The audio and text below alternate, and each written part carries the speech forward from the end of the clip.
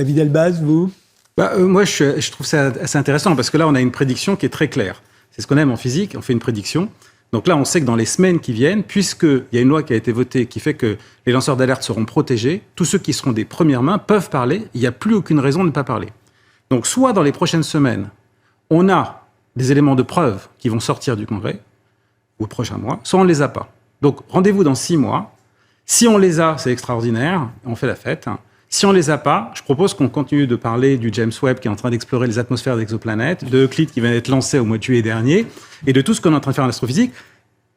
Je rêve de rencontrer des extraterrestres, mais là, on a une prédiction très claire. Dans 6 mois, je pense qu'on pourra définitivement clore le cas David Grush, pas nécessairement les autres, avec ce qu'on vient d'entendre. Je pense qu'on est tous d'accord. D'accord avec David Elbaz? Je ne suis pas sûr que ce soit tout à fait fini pour David Grush. À un moment donné, il faut savoir mouiller la chemise. Ah non, mais je veux dire, je suis pas à la place de David Grush, je suis mal placé pour dire qu'il est terminé dans 6 mois. Non, mais... Je pense que ça va être plus complexe. C'est-à-dire qu'effectivement, ça va mettre du temps et que ça va se faire progressivement à la fois sur le plan scientifique et à la fois sur le plan probablement des, entre guillemets, révélations, en tout cas des informations qui vont sortir au fur et à mesure. Et Alain Juillet, on l'a perdu, c'est ça? Ah non, il est là. Alain Juillet, vous disiez tout à l'heure, dans les semaines, dans les mois qui viennent, il va se passer des tas de choses. Alors vous allez être attentif à qui et à quoi?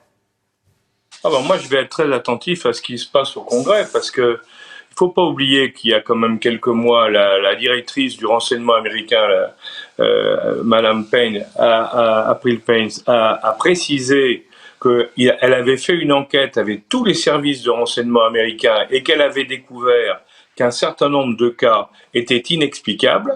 Et donc, il y avait effectivement quelque chose. Elle savait pas quoi, mais il y avait quelque chose. Et il est évident que si, avec cette levée du secret, le Congrès récupère un certain nombre d'informations montrant qu'il existe des éléments d'engins particuliers qu'on ne connaît pas, évidemment, ça ouvrira sur la suite.